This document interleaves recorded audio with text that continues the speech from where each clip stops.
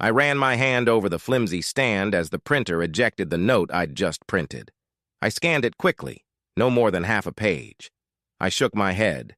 6 years of marriage ended on half a sheet of paper. Unbelievable. I took the note into the kitchen and placed it on the table on top of her half of our big wedding photo. I'd always loved that picture.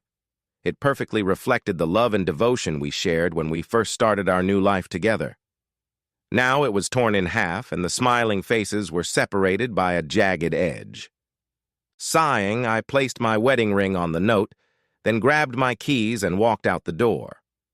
I climbed into my old pickup truck and headed west. 800 miles away, an old friend was waiting for me. He had a spare room and said his boss was hiring. It's a new beginning. I didn't even glance at the rearview mirror as I drove. Late Sunday night, a tired and somewhat anxious Linda called my name as she dragged her suitcase through the front door. For a moment, she wondered why the apartment was dark. Turning on the light, she went back into the bedroom and called my name again. Dumping her clothes into the laundry basket, she smiled as she saw her underwear falling out. Next time I wear it, it will be my husband who will be the one to rip it off my horny body, she thought to herself. The weekend brought her disappointment. The boss turned out to be a selfish lover, not at all like her husband. The excitement of seeing another man had swept over her during their first intimacy, but then the arousal had faded and she was left unsatisfied. That's okay. I'm sure my loving husband will rock my world when he gets me back to himself, she thought as she returned to the kitchen. She poured herself a glass of wine and then noticed a newspaper on the table. A cold wave of fear swept over her when she saw the gold ring lying on the paper. She picked up the ring and clutched it tightly in her trembling hand. Picking up the note and seeing the tattered wedding photo, she gasped loudly. She flopped down on the chair and read the note.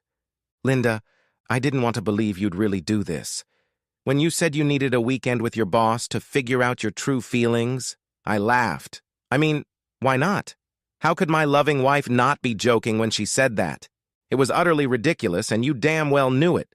You couldn't even maintain eye contact when spewing that nonsense. Still, I shouldn't have laughed, and I assure you, I'm not laughing right now. You promised you'd come back to me and everything would be the way it was before you left. Well, thanks for the warning. Before you left, your delusional brain let you decide that it was okay to spend the weekend having sex with your boss, and I would just accept it. So no, thank you. I don't want things to go back to the way they were. You chose to destroy our marriage and throw away the dreams we shared. Those 3 kids you dreamed of. The cozy house with the white picket fence, the faithful family dog lying at our feet as we sat rocking on the porch. All of that is just a fairy tale now. It will never be. I took everything I wanted, the rest is yours. The rent is paid until the end of next month, when our contract expires. I informed the landlord that I would not be renewing the contract. I took half of our meager savings and closed the rest of our joint accounts. I plan to move to several states. Once I settle there, I will contact an attorney and file for divorce. Of course, you can file for divorce anytime you want. I don't care. I hope you enjoyed your weekend with your boss. I assume you will be spending a lot of time with him when his wife reads the letter I sent her. I also sent the letter to your sister and your mother because I wanted them to know why I left town. I am not interested in hearing your excuses for what you did, so you will never see me again. I hope that in time, I will forget you exist at all. Dan. Linda put her head down on the table and sobbed. A moment later, the phone rang and a picture of her older sister appeared on the screen. Linda picked up the phone and was about to speak when her sister interrupted her. You stupid fucking whore. Don't think for a second that I'm going to let your whore ass move in with me. Mom's on her way there, and she's on her way to be tied up. If I were her, I'd just tell you to fuck off. I'm sure she hasn't told Dad yet, so good luck. The line cut off just as her mother opened the door. What the hell, Linda? Tell me that's not true. No daughter of mine could be that stupid. As Linda's world collapsed around her, she focused on the beautiful, smiling bride in the wedding picture. The bride seemed to be reaching for the jagged edge of nothingness. Linda slowly opened her hand and stared at the gold ring her husband had worn for 6 years.